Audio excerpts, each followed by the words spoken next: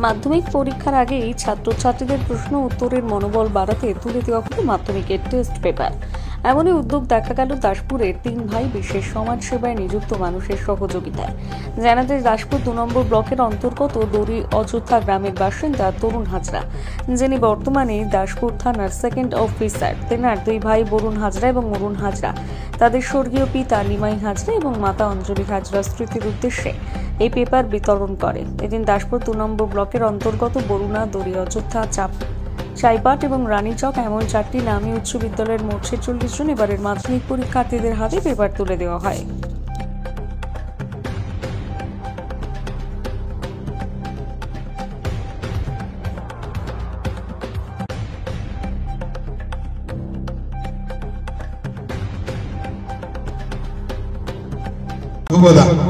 সবাইকে এবং সামনে যারা বসে রয়েছ, যাদের জন্য অনুষ্ঠান, তারা আমার কচি কাঁচা এবং আমার স্নেহের আদরের যারা আমার ছেলেমেয়েরা, সবাই তোমরা আরো ভালোভাবে, আরো উজ্জীবিত হয়ে আরো ভালো জায়গায় পৌঁছাও। এইটা বিরাট কিছু ব্যাপার আমরা করতে পারি না। ছোট একটা বই দিই, একটা পেন দিই, এর মধ্যে দিয়ে চেষ্টা করছি যাতে ভালো কিছু হতে পারো তোমরা।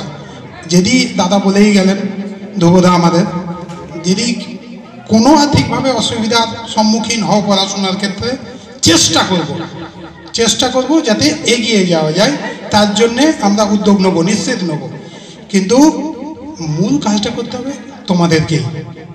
সময় বড্ড কম, এই কম সময়ের মধ্যেই তোমাদেরকে এমন একটা জায়গায় পৌঁছাও যাতে আমাদের এই এলাকার, গ্রামের এবং সর্বোপরি নিজেদের নামটা ভালো একটা জায়গায় পৌঁছাতে পারে।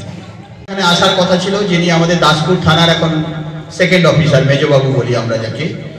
তিনি এই গ্রামেরই সন্তান এবং তিনি দেখেছেন কি কষ্ট করে লেখাপড়া করতে হয়। তাতে একটু সহযোগিতা করার জন্যেই তিনি কিন্তু এই প্রোগ্রামটা আমাদের আহ্বানে তিনি গ্রহণ করেছেন। আমরা তার প্রতি, বরুণ কুমার হাজরার প্রতি এবং অরুণ কুমার হাজরার প্রতি দড়ি অযোধ্যা ফরওয়ার্ড অ্যাসেম্বলি এই জন্যই কৃতজ্ঞ। প্রতি বছরই এই প্রোগ্রামটা তারা এটা করে থাকে। এর মধ্য দিয়ে বার্তাটা নিয়ে যাওয়ার চেষ্টা করা হয়। আমাদের গ্রাম, পাশের গ্রাম, 4টি বিদ্যালয়ে মূলত তোমরা পড়াশোনা করো। সেই 4টি বিদ্যালয়ের মাধ্যমিকের ছাত্রছাত্রী যারা আমাদের এখানে আজকে এই টেস্ট পেপার নিতে এসেছো, তাদেরকে যদি একটু সহযোগিতা করে একটু উৎসাহ দেওয়া যায়, এই জন্যই তার এই মহৎ উদ্যোগ। শুধু তাই নয়, তার পক্ষ থেকে তিনি আরও আমাদের কাছে এই উদার আহ্বান জানিয়েছেন, যদি কোনো দুস্থ ছাত্রছাত্রীর পড়াশোনার জন্য অন্যান্য পড়াশোনার উপকরণ প্রয়োজন হয়, তিনি তার জন্যও এগিয়ে আসবেন। এর জন্য আমরা তার প্রতি কৃতজ্ঞ রইলাম এবং নিশ্চিত রূপে সেই আহ্বানে আমরা আমাদের হাত তার প্রতি বাড়িয়ে দেব। এখন